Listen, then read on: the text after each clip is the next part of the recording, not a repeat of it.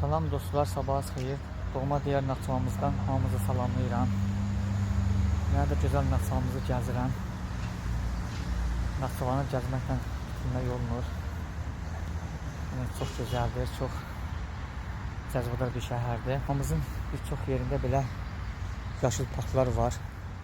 Ağaçların bir çoxunun 50, 100, bəlkə 100 yaşdan artıq yaşları var.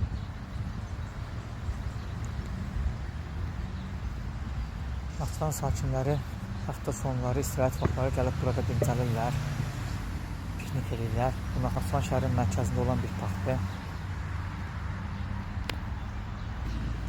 Hər kəsin adını eşitdiyi Möminə Xatun türbəsi də, məqbərəsi də bu parkın içərisində yerləşir. 12-ci əsrə Atabəylər dövlətinə aid olan bir məqbərədir.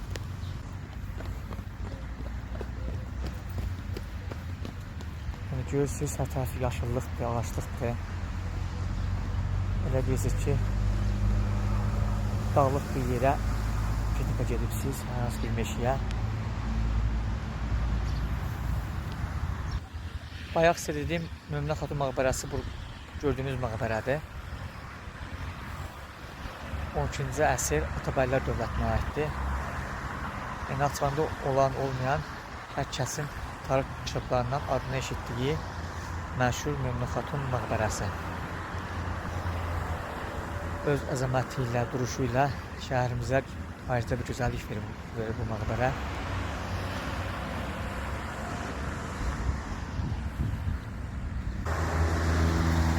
Demək, parkımızın böyründə belə bir park salınıb.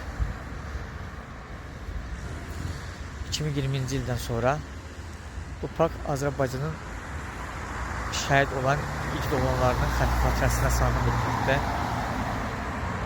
Allah bütün şəhidlərimizə rəhmət eləsin, yerləri cənnət olsun inşallah.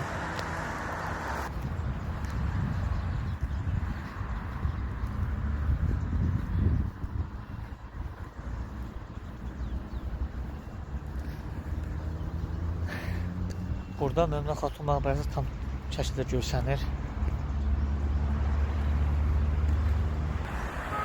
Bir doğma Naxçıvanımızdan dağların mənzərəsinə baxın.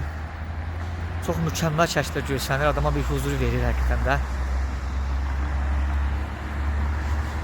Yəni bir sözlə Azərbaycanımızın hər yeri kimi doğma Naxçıvanımız da çox gözəldir. Yəni Azərbaycanın bütün şəhərləri, bütün yerləri gözəldir.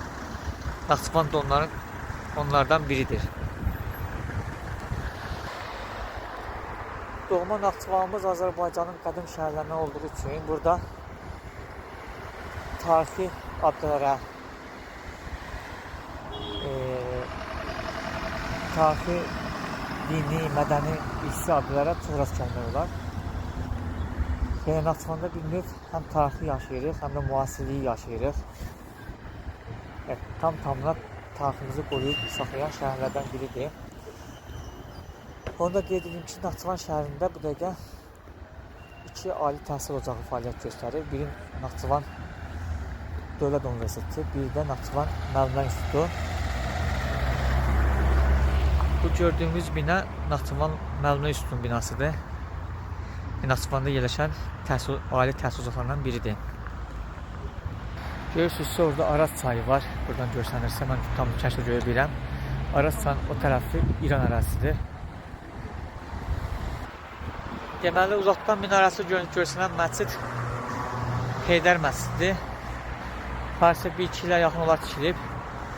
Çox böyük bir məsciddir. Yəni, Cənubi Qafqazın bildiyimə görə ən böyük məscididir. Yəni, elə bilirəm. Və ya ən böyük məscidlərindən də ola bilər.